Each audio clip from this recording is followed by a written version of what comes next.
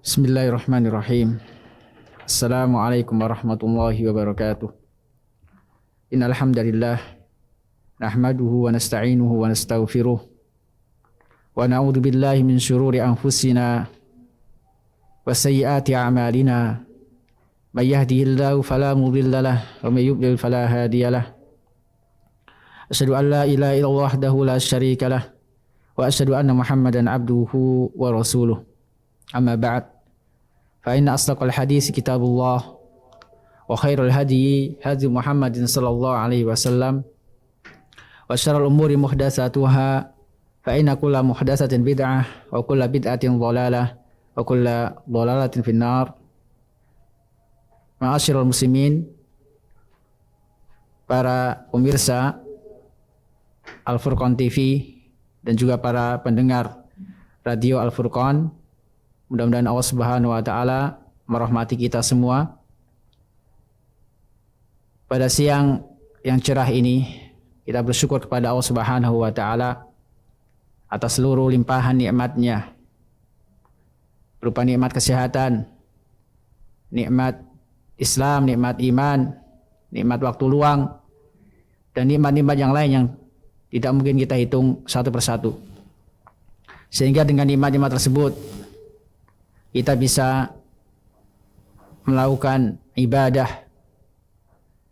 Maka di antara bentuk ibadah adalah thalabul ilm, menuntut ilmu. Dan insya Allah pada kesempatan yang berbahagia ini kita akan melanjutkan kajian kita dari kitab Bahja Qulubil Abrar wa Qurratu Uyunil Akhyar fi Syarhi Jawami'i Al-Akhbar, karya Syekh Abdurrahman As-Sa'di rahimahullahu ta'ala. Dan alhamdulillah kita sudah sampai pada hadis ke-13. Hadis yang ke-13 ini berkaitan dengan prinsip ta'awun atau tolong-menolong dalam Islam. Syekh Abdurrahman As-Sa'di rahimahullah membawakan sebuah hadis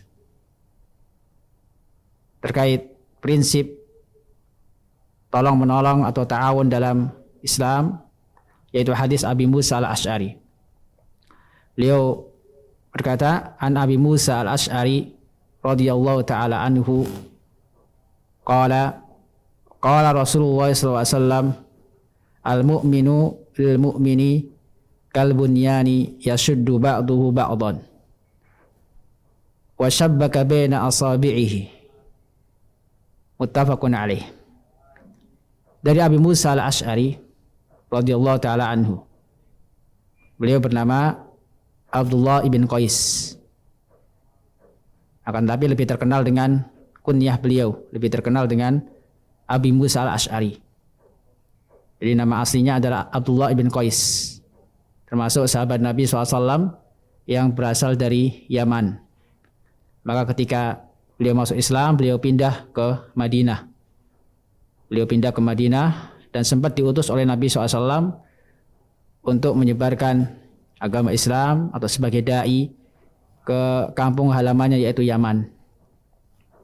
Dan pada masa kekhalifahan Umar bin Khattab, beliau ditunjuk sebagai gubernur di Kufah.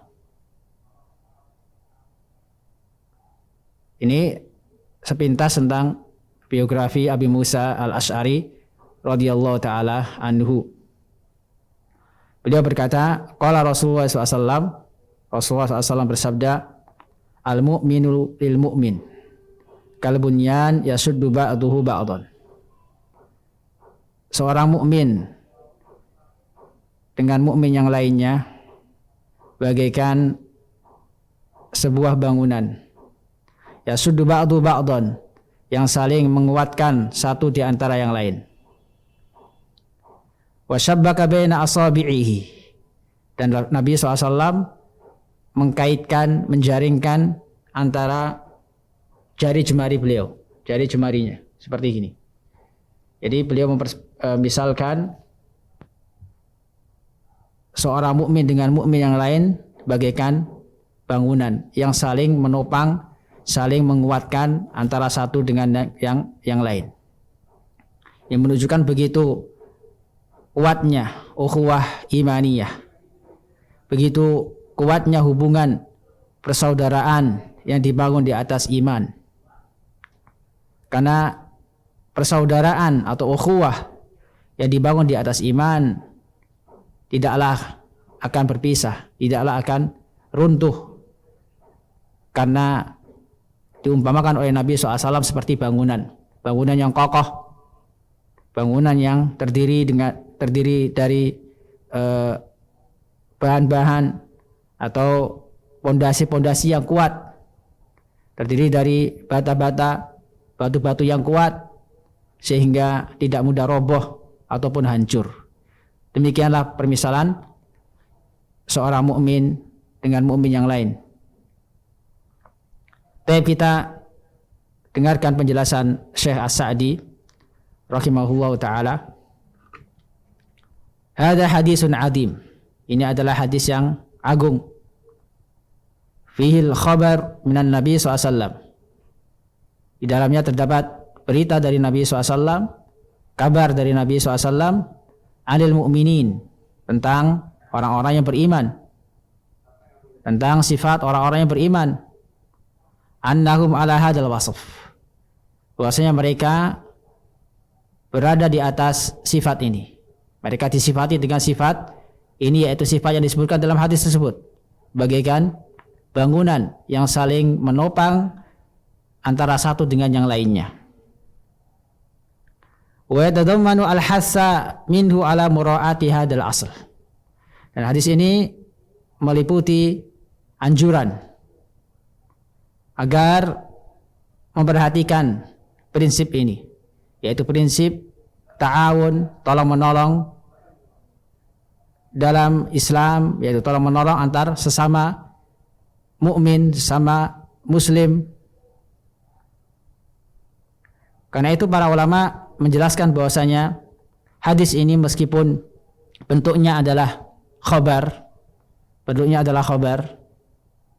akan tapi mengandung insya, mengandung perintah. Kalau kita perhatikan, al-mu'minu lil mu'min kal bunyan yasuddu ba'du ba'dan. Seorang mukmin dengan mukmin yang lain bagaikan bangunan yang saling mendukung satu sama lainnya. Ini bentuknya adalah khabar. Akan tapi para ulama menjelaskan bahwasanya maksud dari hadis ini adalah perintah atau anjuran agar kita sebagai seorang mukmin dengan sesama saudara kita seiman hendaknya saling mendukung, saling menguatkan, saling bersatu bagaikan bangunan yang kuat.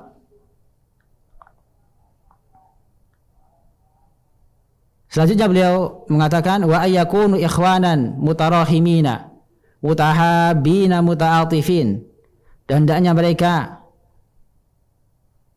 menjadi saudara yang saling menyayangi, mencintai dan mengasihi. Yuhibbu kullun minhum lil akhar, masing-masing dari mereka mencintai yang lainnya. Ma yuhibbu li nafsihi, sebagaimana dia mencintai dirinya sendiri. Karena itu Nabi SAW dalam sebuah hadis bersabda, la yu'minu ahadukum hatta yuhibba li akhihi ma yuhibbu li nafsihi minal khair. Ma yuhibbu li nafsihi. Dalam riwayat yang lain ada tambahan minal khair. Tidaklah beriman salah satu di antara kalian sehingga dia mencintai saudaranya sebagaimana dia mencintai dirinya sendiri. Dalam riwayat yang lain ada tambahan minal khair, dari kebaikan, yaitu kasih sayang, saling menyayangi, saling mencintai dalam kebaikan, bukan dalam kejelekan atau perbuatan dosa. Wa yas'a fi dzalik, dan hendaknya dia berusaha untuk mewujudkan kasih sayang, saling mencintai antar sesama kaum muslim. Wa anna alaihi mura'atal masalihil kulliyah al-jami'ah lima salihim kullihim. Dan hendaknya bagi mereka untuk memperhatikan kemaslahatan yang umum, kemaslahatan yang sifatnya umum yang mencakup maslahat-maslahat secara keseluruhan. Seperti maslahat-maslahat yang manfaatnya kembali kepada umat Islam. Ini hendaknya setiap kaum muslimin saling mendukung, saling menguatkan, saling bahu-membahu dalam mewujudkan kemaslahatan untuk seluruh umat. Wa yakuna ala hadzal wasf, dan hendaknya senantiasa berada di atas sifat ini, yaitu saling mendukung, saling menguatkan antara satu dengan yang lainnya. Karena apa? Fa innal bunyan al majmu' min asasin wa hitanin muhitatin kulliyah. Karena sebagaimana yang diperumpamakan oleh Nabi SAW, keadaan seorang mukmin dengan mukmin yang lain bagaikan bangunan. Dan kalau kita perhatikan bangunan itu, bangunan terdiri dari pondasi-pondasi, dinding-dinding yang saling berkaitan, yang saling menguatkan satu dengan yang lainnya. Ya, secara keseluruhan pondasi, dinding-dinding itu saling menyatu, tidak terpisah, sehingga tidak mudah roboh. Wa hitanun tuhitu bil manazil mukhtassah. Demikian juga dalam rumah terdapat juga dinding-dinding yang meliputi, mengelilingi rumah secara khusus. Tidak hanya bagian luarnya saja, bagian dalam juga terdapat dinding-dinding yang mengelilingi, yang meliputi bagian dalam rumah tersebut. Wa ma tadammanat min suqufin wa abwab, dan juga terdiri dari atap-atap dan juga pintu-pintu. Wa masalih wa manafi', dan juga terdiri dari maslahat-maslahat atau manfaat-manfaat yang lain yang kembali ke bangunan tersebut, seperti hiasan-hiasan atau yang lain yang sifatnya untuk menguatkan bangunan tersebut. Kullu naw'in min dzalika la yakum bimufradihi, yang mana setiap dari hal itu tidak mungkin, tidaklah berdiri sendiri, hatta yang dhamma ba'duha ila ba'd, sehingga digabung antara satu dengan yang lain. Maka tidak mungkin bangunan akan tegak tanpa disusun terlebih dahulu, tanpa dibuat pondasi yang kuat terlebih dahulu. Bisa dibayangkan ketika kita jumpai bangunan yang begitu tinggi, akan tapi tidak memiliki pondasi yang kuat, tidak tersusun dengan rapi, maka apa yang terjadi? Bangunan tersebut akan mudah roboh. Demikian juga ukhuwah, apabila tidak didasari dengan iman, tidak didasari dengan pondasi yang kuat, yaitu pondasi tauhid atau iman, maka niscaya ukhuwah tersebut tidaklah langgeng, tidaklah berkelanjutan, pasti akan terjadi perselisihan atau cekcok dan yang lainnya, karena tidak dilandasi dengan pondasi yang kuat, tidak dilandasi dengan ukhuwah imaniyah, tidak dilandasi dengan iman. Hal ini seperti bangunan yang tidak dibangun terlebih dahulu pondasi, tidak dikokohkan terlebih dahulu pondasinya, maka akan mudah roboh. Kemudian beliau katakan setelah menyebutkan permisalan seorang mukmin seperti bangunan, beliau katakan kadzalikal muslimun yajibu ayyakunu kadzalik. Demikian juga orang-orang Islam hendaknya seperti itu, hendaknya seperti bangunan. Fa yura'u qiyama dinihi wa syara'ihi, maka hendaklah mereka memperhatikan tegaknya agama mereka dan syariat Islam mereka. Wa ma yuqawwimu dzalika wa yuqawwih, dan apa saja yang dapat menegakkan agama mereka dan apa saja yang dapat menguatkan agama mereka. wa yuzilu mana wa mawani'ahu wa awaridahu, dan menghilangkan penghalang-penghalangnya dan rintangan-rintangannya, yaitu penghalang-penghalang yang dapat merobohkan syariat Islam, menghancurkan syariat Islam atau agama Islam. Maka setiap muslim hendaknya bersatu di atas iman, di atas tauhid, bukan di atas maksiat, di atas bid'ah atau di atas kesyirikan.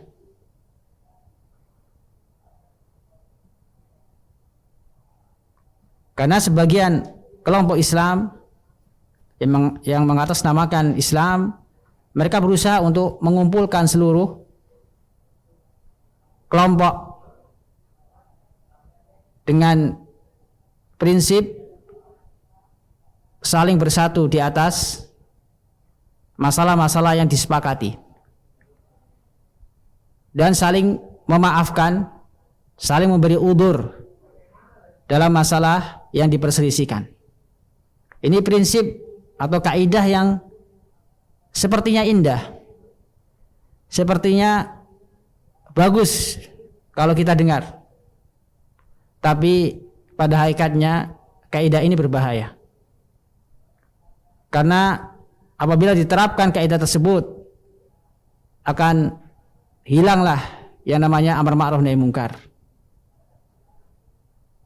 Karena setiap ingin mengingkari sesuatu yang mungkar terhalangi oleh kaidah tersebut. Selama masih dalam masalah khilaf, maka tidak boleh engkau mengingkarinya. Seperti kaidah tersebut, bersatu di atas sesuatu yang disepakati dan saling memberikan udzur atau memaafkan dalam masalah-masalah yang khilaf atau yang diperselisihkan. Nah, kalau kita terapkan kaidah tersebut, maka tidak ada lagi amar ma'ruf nahi munkar, tidak ada lagi ingkarul munkar.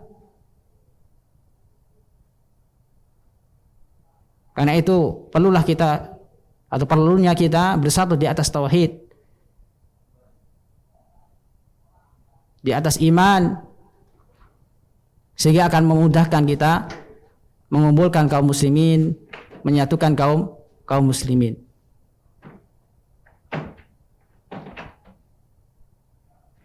Kemudian beliau lanjutkan di sini, fal furudul ainiyah yaqumu biha kullu mukallafin la yasa'u mukallafan qadiran tarkuha awil ikhlalu biha. Kemudian beliau menjelaskan penerapan prinsip ini, prinsip at-ta'awun atau tolong menolong dalam Islam, dalam masalah fardu ain, yaitu berkaitan dengan ibadah-ibadah yang sifatnya fardu ain. Apakah bisa diterapkan prinsip ta'awun atau tolong menolong? Maka yang dimaksud dengan furudul ain atau fardu ain, yaitu yang wajib, kata beliau, yaqumu biha kullu mukallafin, yang harus dikerjakan oleh setiap mukallaf. Setiap orang yang baligh, yang berakal, wajib melaksanakan atau mengerjakan ibadah yang sifatnya fardu ain. La yasa'u mukallafan qadiran tarkuha awil ikhlalu biha. Maka tidak boleh seorang yang mukallaf, yang sudah baligh, yang sudah akil, yang mampu, tidak boleh dia meninggalkan sesuatu yang sifatnya fardu ain atau menguranginya atau menyanyiakannya. Maka dalam masalah ibadah yang sifatnya fardu ain tidak bisa diterapkan prinsip ini, yaitu prinsip tolong menolong. Karena masing-masing harus mengerjakan ibadah tersebut. Karena itu gak mungkin orang saling mewakili untuk melaksanakan sholat fardu. Karena sholat fardu, sholat 5 waktu sifatnya wajib dilaksanakan setiap kaum muslim. Setiap orang Islam wajib melaksanakan sholat 5 waktu, nggak bisa diwakili. Jadi prinsip tolong menolong dalam sifat atau dalam ibadah yang sifatnya fardu ain tidak bisa diterapkan. Karena masing-masing bertanggung jawab untuk melaksanakan ibadah yang sifatnya wajib. Bagaimana dengan fardu kifayah?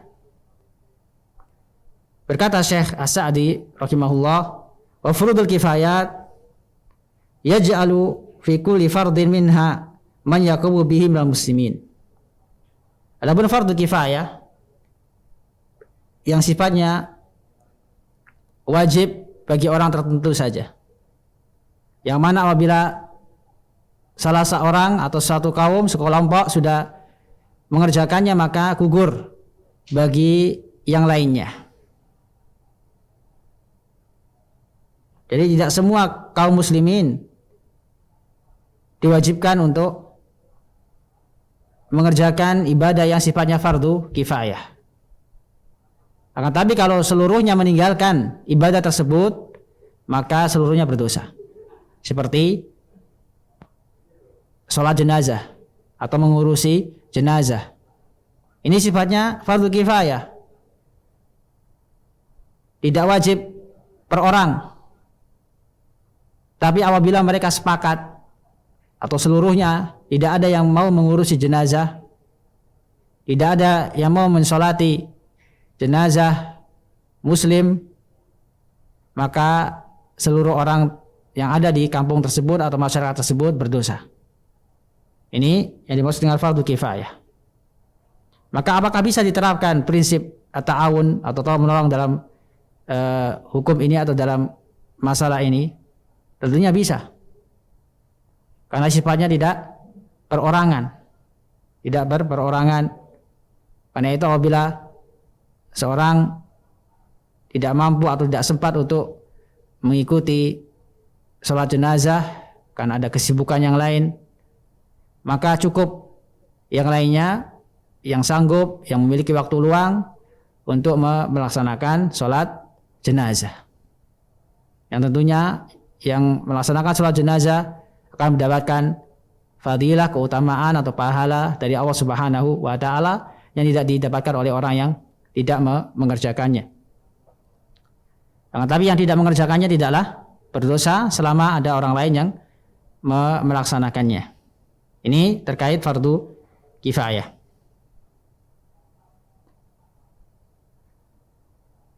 Qala ta'ala fil jihad. Kemudian beliau jelaskan atau sebutkan dalil tentang ibadah yang sifatnya fardu kifayah, yaitu jihad. Beliau membawakan dalil dari surat At-Taubah ayat 122. Allah SWT berfirman, wa ma kana al-mu'minuna liyanfiru kaffah. Dan tidaklah seluruh mukmin berangkat menuju medan perang seluruhnya. Falawla nafara min kulli firqatin minhum ta'ifah. Sekiranya ada di antara setiap kelompok dari mereka ta'ifah, yaitu kelompok atau umat yatafaqahu fid din, yaitu mereka mempelajari agama Islam, memperdalam agama Islam, memperdalam agama, waliyundiru qaumahum, dan agar mereka memperingati kaum mereka, idza rajau ilaihim, tatkala mereka pulang dari menuntut ilmu, dari memperdalam ilmu, la'allahum yahdharun, agar mereka terjaga, ya terjaga dari perbuatan dosa, dari perbuatan maksiat. Di sini Allah Subhanahu wa taala menyebutkan suatu ibadah yang tidak wajib dilakukan oleh setiap muslim, yaitu ibadah jihad. Yang mana jihad terkadang hukumnya fardu ain, tergantung keadaan. Akan tapi hukum asalnya adalah fardu al-kifayah, yang mana para ulama berselisih dalam masalah hukum jihad, apakah fardu kifayah atau sunnah. Akan tapi terkadang berubah sesuai dengan keadaan. Seperti misalnya kalau diperintahkan oleh pemimpin kaum muslimin, maka seluruh kaum muslimin yang ada di negara tersebut harus berjihad. Maka hukumnya berubah, yang tadinya fardu kifayah menjadi fardu ain. Atau keadaan yang lain, apabila suatu negara diserang oleh orang-orang kafir, maka wajib setiap individu untuk melawan, untuk melakukan jihad. Jadi hukum asalnya adalah fardu kifayah, tidak wajib untuk orang per orang. Nah, tapi di sini Allah Subhanahu wa taala mengingatkan, sekiranya ada sebagian kaum muslimin yang tidak ikut perang dalam rangka mempelajari, memperdalam ilmu, memperdalam agama Islam, sehingga dengan ilmu tersebut dia bisa mengajarkan kepada orang-orang awam agar mereka tahu hukum-hukum Islam, bahkan hukum-hukumnya berkaitan dengan jihad. Karena tidak mungkin kita berjihad fisabilillah, berperang di jalan Allah Subhanahu wa taala tanpa ilmu. Jadi bahkan jihad pun perlu ilmu.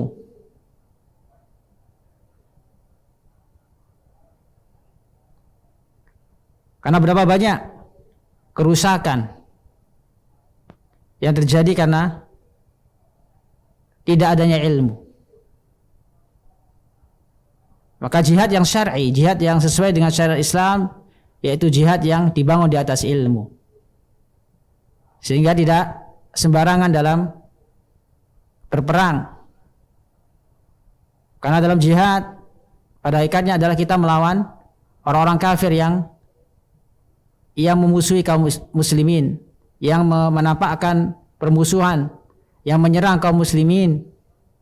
Karena tidak semua orang kafir berhak untuk diperangi. Ada kafir dhimmi, kafir muahad, kafir musta'man, tentunya mereka tidaklah diperangi.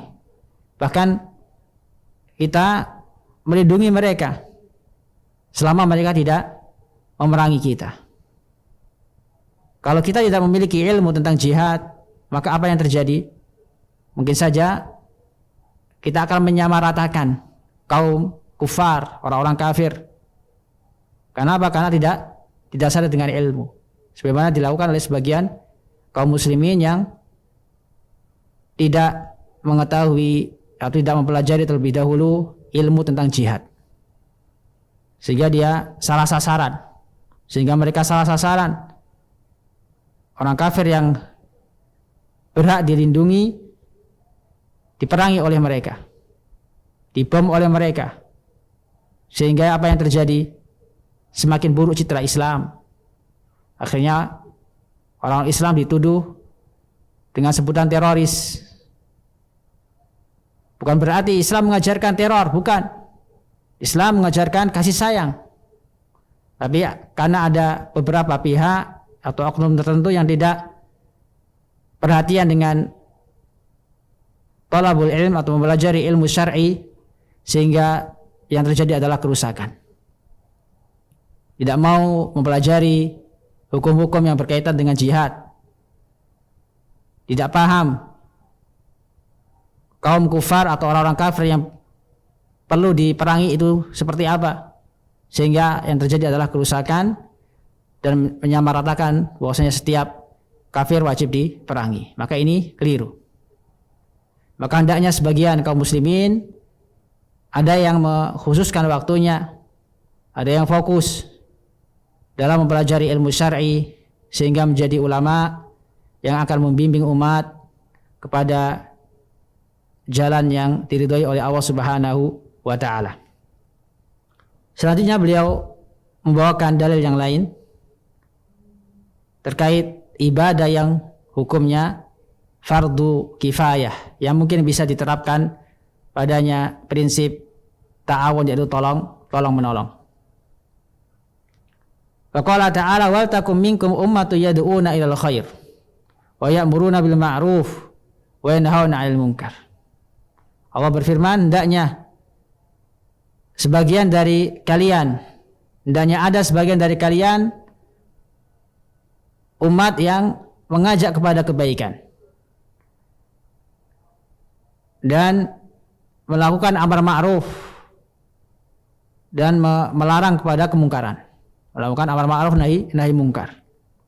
Maka di sini para ulama menyimpulkan bahwasanya hukum dakwah adalah fardu kifayah.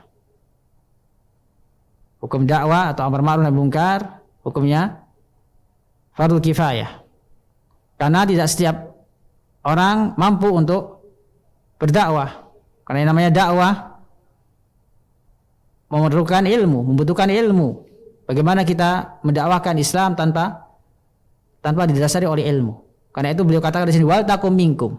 Hendaknya ada sebagian dari kalian.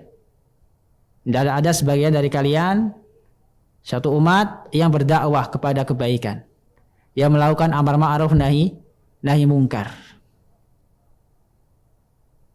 Karena ada sebagian kelompok yang mewajibkan kaumnya, mewajibkan anggotanya untuk berdakwah tanpa terkecuali, baik dia bodoh, jahil atau memiliki ilmu. Padahal ayat ini sangat jelas sekali. Allah mengatakan wal takum minkum ummah, hendaknya ada sebagian di antara kalian. Sebagian di antara kalian yang berdakwah, mengajak kepada kebaikan dan melakukan amar ma'ruf nahi mungkar. Karena dakwah apabila tidak didasari dengan ilmu, maka yang akan timbul adalah kerusakan.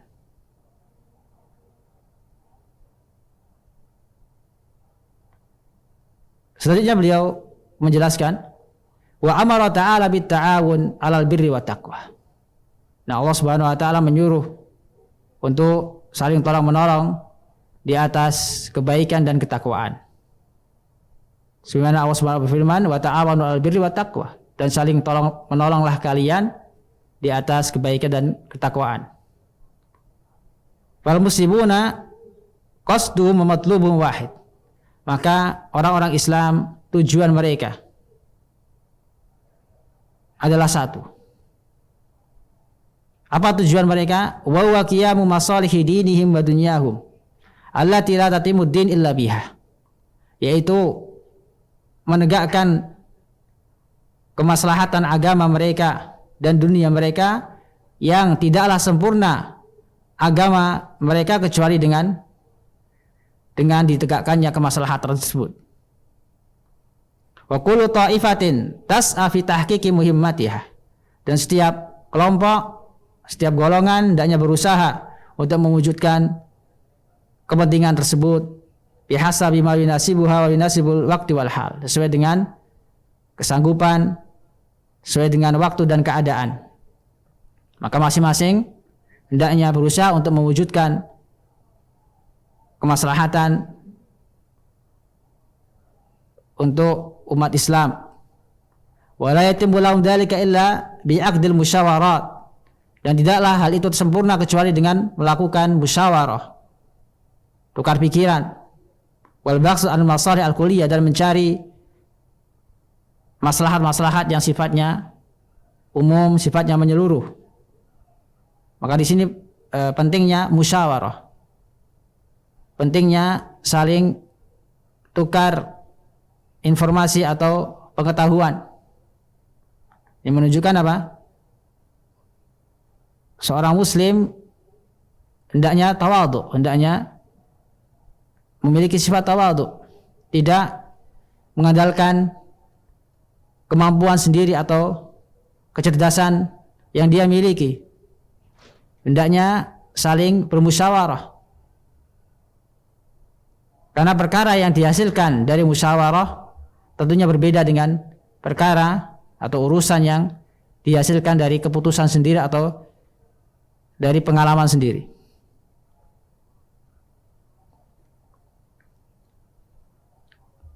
Wa bi ayyati wasilatin tudrak, dan hendaknya mewujudkan maslahat-maslahat tersebut dengan wasilah, perantara yang sanggup untuk dikerjakan.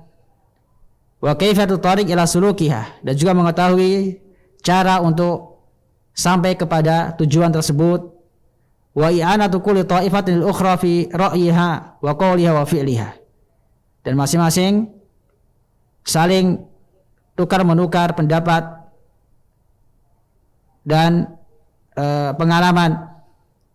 Wa fi daf'il mu'aradat wal mu'awwiqat anha.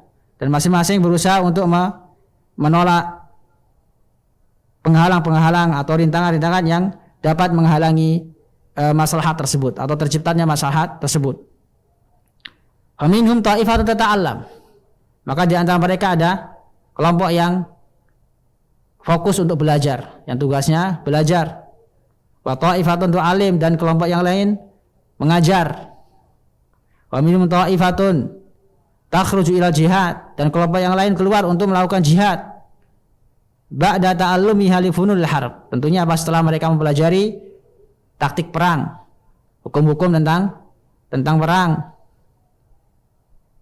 Wa minhum ta'ifatun turabit, dan di antara mereka ada sekelompok yang melakukan ribat, yaitu menjaga perbatasan. Tuhafidu ala sugur, yaitu menjaga perbatasan negara. Wa masalik ala ada, dan menjaga tempat-tempat yang kemungkinan dimasuki oleh musuh, tempat-tempat yang rawan dimasuki musuh-musuh Islam. Selanjutnya, wa minhum ta'ifatun tastagilu bisina'at al-mukhrija lil aslihatil munasibah li kulli zaman bihasabi. Dan hendaknya sebagian kelompok ada yang menyibukkan diri dengan membuat atau memproduksi alat-alat perang yang sesuai dengan zamannya. Karena alat-alat perang di zaman Nabi SAW tidaklah sama dengan persenjataan atau alat-alat perang pada zaman sekarang. Kalau dulu kebanyakan pakai panah, pakai pedang, maka hendaknya kaum muslimin pada zaman sekarang menyesuaikan keadaan yang ada pada zaman sekarang, yang mana umumnya ketika perang mereka, para musuh-musuh Islam menggunakan rudal, bom, menggunakan peluru. Maka hendaknya kaum muslimin ada yang menyibukkan diri mereka untuk membuat persenjataan dalam rangka menjaga agama ini, menjaga kaum muslimin dari serangan musuh. Karena tidak mungkin rudal dibalas dengan ketapel atau dengan batu. Maka kita harus bisa mengimbangi kekuatan musuh.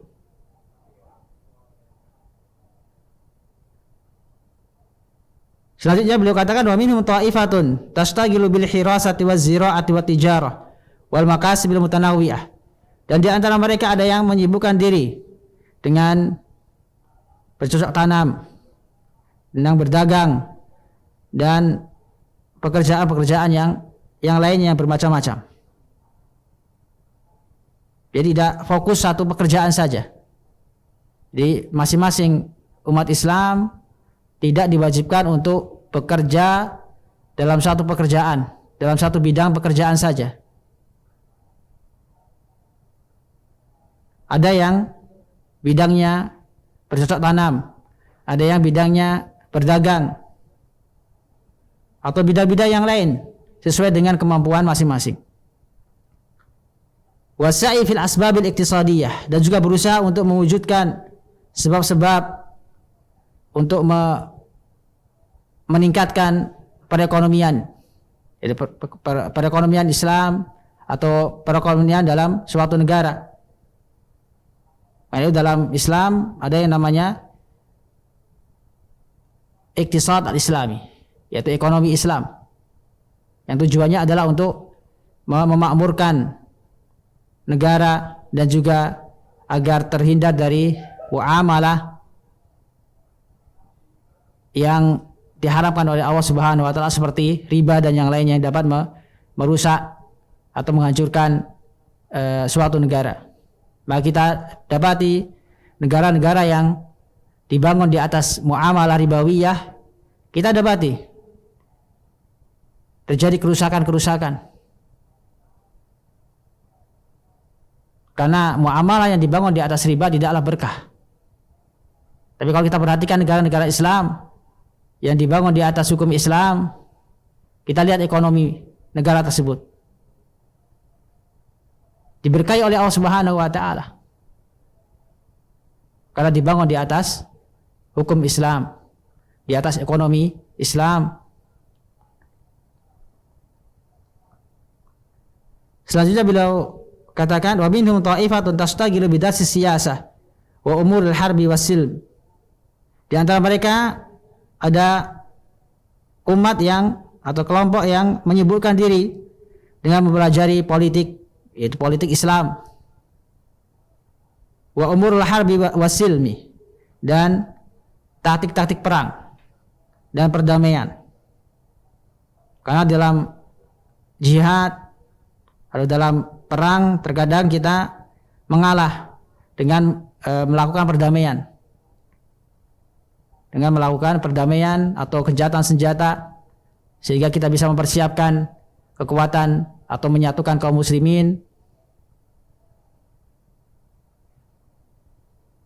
Sebagaimana yang dilakukan oleh Rasulullah SAW dalam perjanjian Hudaybiyah. Nabi SAW melakukan gencatan senjata dengan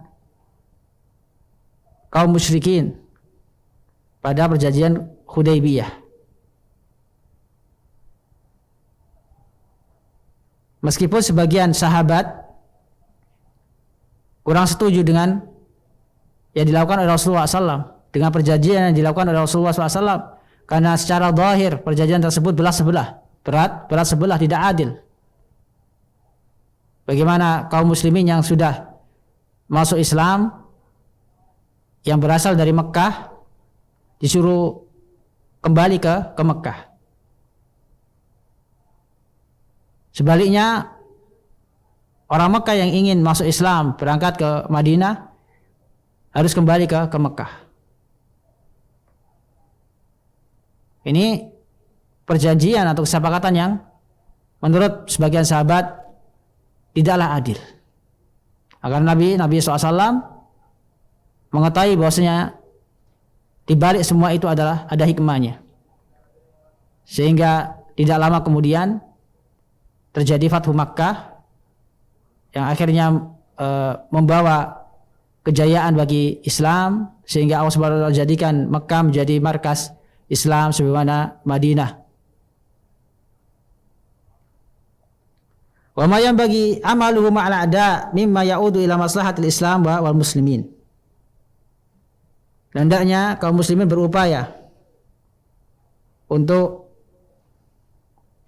mengetahui rencana-rencana kaum muslim, rencana-rencana musuh Islam, sehingga bisa menangkal rencana-rencana mereka yang akhirnya dapat kembali ke kemaslahatan Islam dan kaum muslimin. Wa tarjihu 'alal masalih 'ala adnaha, dan dapat mewujudkan maslahat-maslahat yang tinggi atau yang besar daripada maslahat-maslahat yang rendah atau yang sifatnya kurang sempurna. Wa dafi 'alal madar bin nuzul ila adnaha, dan juga dapat menolak kemadaratan yang besar dengan memilih kemadaratan yang sifatnya ringan. Wal muwazana bainal umur, sehingga bisa membandingkan antara perkara-perkara. Wa ma'rifati haqiqatil masalihi wal madari wa maratibiha, dan dapat mengetahui hakikat kemaslahatan dan kemadaratan dan juga derajat-derajatnya atau tingkatannya.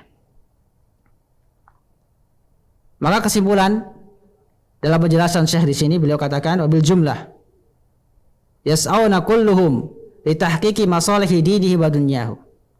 Mereka berupaya untuk mewujudkan kemaslahatan agama mereka dan dunia mereka. Mutasaidin, saling membantu. Mutasanidin, saling mendukung. Yarawnal ghayata wahidatan wa in tabayyanat turuq. Mereka mengetahui tujuan yang satu meskipun wasilahnya berbeda. Wal maqsudu wahid wa in ta'addadat wasail ilaih. Dan maksud tujuannya adalah satu meskipun perantara-perantaranya banyak.